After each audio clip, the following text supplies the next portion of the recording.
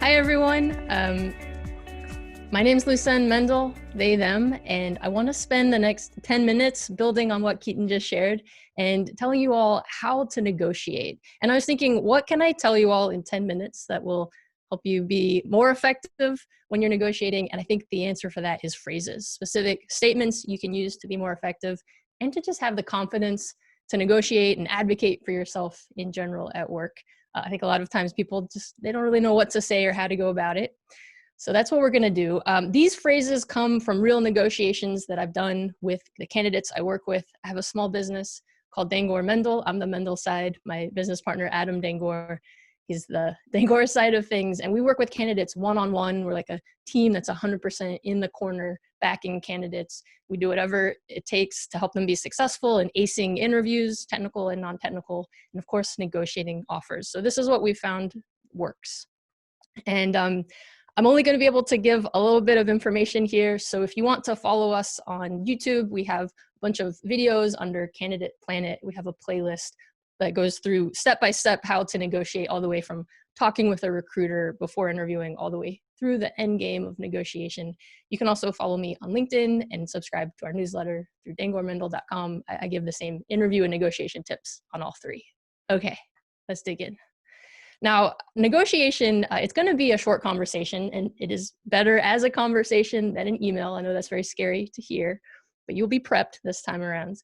It's a short conversation, but it's very stressful. And that means that you don't want to be figuring things out on the spot. So there's two numbers you want to figure out before you go into the negotiation. The first is your minimum. That's what you would walk away from. And I've simplified all these examples to talking about compensation for a job offer. But I think you'll be able to apply these strategies and phrases to other things you might care about, or to raises, or talking about work responsibilities. You have your minimum, that's what you might walk away from, which is very personal, as Keaton suggested, and it's okay if right now that might be zero or like very low, like whatever. And then there's your happy number. That's what you want to ask for.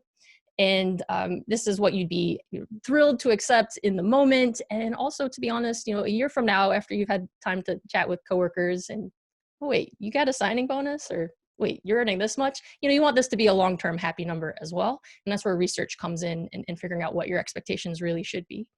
That said, there's no right or wrong answer for any of these numbers. It's highly personal and depends on your specific situation. But it does mean that we have three scenarios that can happen when you're negotiating. When you receive this initial offer, it might be above your happy number, in between, or below your minimum. So I want to give you phrases to use for each of these three scenarios. Now, the first phrase is something I want you to say regardless of the scenario you're in. When you receive an initial offer, be positive. Thank you. I'm thrilled to receive this offer. I'm so excited to work with the people I met during the interview. Whatever genuine excitement you feel, reflect back that gratitude. You're building a long-term relationship here, so don't forget to be positive. All right, that out of the way, nuts and bolts. The first scenario we're going to start with is the nice scenario where, hey, the offer is $165,000. You were happy with $150,000, so this is a nice situation to be in. But the point of negotiation, it's not to get everything you want and that you ask for, because that's not possible. A lot of times it'll be bound by what the company's policies and budget is. The point of a negotiation is to feel like you got to explore this offer before you made a decision. That when you're making a decision, it's on the best possible offer that you could have received, and you don't have regrets afterwards that I didn't ask questions, or I didn't assert this other thing that I actually wanted to ask about or to ask for. And so even in the situation where the offer is higher than what you're happy with, a lot of times people come away from that and then feel like maybe, oh, I wish I'd asked a question. So here's the question I want you to ask. If you're in this situation, it's very low risk. It's a gentle little negotiation. It's very direct. Is there room to negotiate this? And that lets the other side, they might say no, in which case you're like, okay, that's fine. Now let's talk about a signing bonus or whatever your number two thing is, equity, PTO, whatever. Or what will often happen is, you ask, is this negotiable? And they probably will say, well, what were you thinking? And so this is actually another number to figure out ahead of time. I'm just going to add 10,000 to a really high initial offer and just say something like, I was thinking closer to 175. Is that possible? There's a bunch of responses they might have to that. No, yes, actually 170. I need to talk to someone. whatever they say, this is a gentle negotiation. You say, thank you, that sounds great. Now let's talk about a signing bonus. Okay, that's scenario 1 out of the way. Let's move on to scenario 2. This is where your happy number is now 165. That's what you'd like to ask for. The offer is 150. This classic negotiation situation. How do you push up this offer? And the offer, it's above your minimum. It's down here where you would accept it. So you don't want to say anything bad about it, but we want to shine a light and say, hey, look over here. What about this? What if we ask for 165? Is that possible? You've probably figured out by now that the whole strategy is be positive, ask questions, and assert what you want, because that's how you get a negotiation and then decide later. So it likely won't surprise you that a phrase you can use is, I'd love to join, but I'm looking at roles around 165. For the interest of time, I'm going to go through a bunch of other phrases that you can use that sort of get at the same thing. I'm looking for a competitive offer. And for me, that's an offer in the region of 165. Other roles I'm looking at seem to be closer to 165. Is there any way we can get close to that? That's a really nice way to partner with the person you're talking with. You're being positive. They know you want to accept this, and now you're just together trying to figure out what works. How can we get close to this? And of course, never lie. If you don't have other offers, don't make up having other offers. But as a candidate, you've been interviewing at other places. You've been talking to other recruiters. You're talking to people in your network. You have some information. You have some expectations. So it's very reasonable to put those out there, right? Another thing you can say is, given the responsibilities of this role, I think that something around 165 would be a fair market rate. And this is useful if, at the tail end of the interview process, maybe you've had conversations with the hiring manager around leveling. Are you level 3 or level 4? Is this a managerial role? Will you have strategic input? Will you be managing people? And the recruiter, if you're talking to a recruiter, for example, may not be totally up to speed. So you can kind of bring that in as clarification for what you were thinking. Another thing you can say is, that's a little lower than I was expecting. I was thinking closer to 165.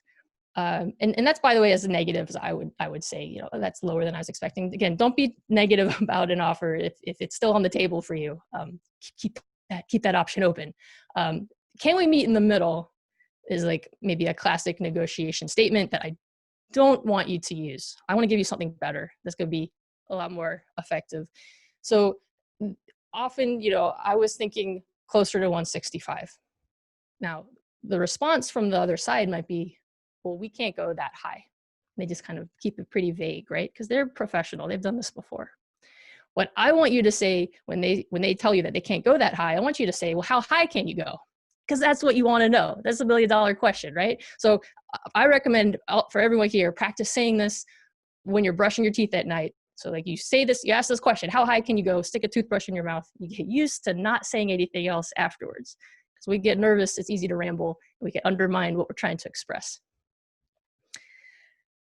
So scenario 3, this is the last scenario to run through. And this is, even if the initial offer comes in below your minimum, don't tell your minimum right away. Treat it like scenario 2. Maybe, I don't have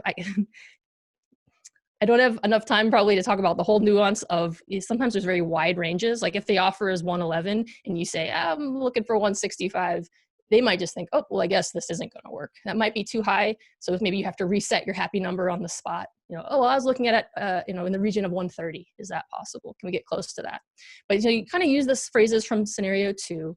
I mean, I've also seen really big jumps, and we've also had to fight really hard for little jumps. So companies and situations are all over the place, guys. But point being, at the end of this conversation, it might end up that your offer is below your minimum. And for all the other situations, if it is an offer that's above your minimum where you really might accept it, you're going to tell the other party at the end of this conversation, thank you. And there's different sort of end game phrases you can use that all amount to you getting back to them, in 24 to 48 hours. And that you're going to think about it. And sometimes we want to leave the door open for exceptions or for other conversations with a VP. But that aside, you can't leave this conversation. If you know that you would say no to this offer, you cannot leave this conversation saying, I'm going to think about it. You have to tell the other party that this doesn't work, that they have to do some work in order to make this work. Because otherwise they might just be thinking, well, like, cool, I look forward to hearing back from you. So you have to say something if you still want to be polite.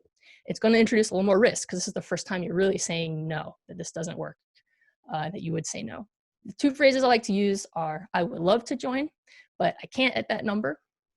And the other phrase is, I'm really excited about this role, but this package or this amount or whatever, this doesn't work for me. And that's a polite way to also firmly say, hey, we need to keep working on this, or you need to do something in order for me to accept. So, and this is a great phrase, it doesn't work for me. You can use that when advocating for yourself and other parts of your life at work and in general. So I hope you found this all helpful. Thank you so much for listening to me. I hope you subscribe to our videos or our newsletter or on LinkedIn. You follow me. And thank you so much to Tech Inclusion again for having me.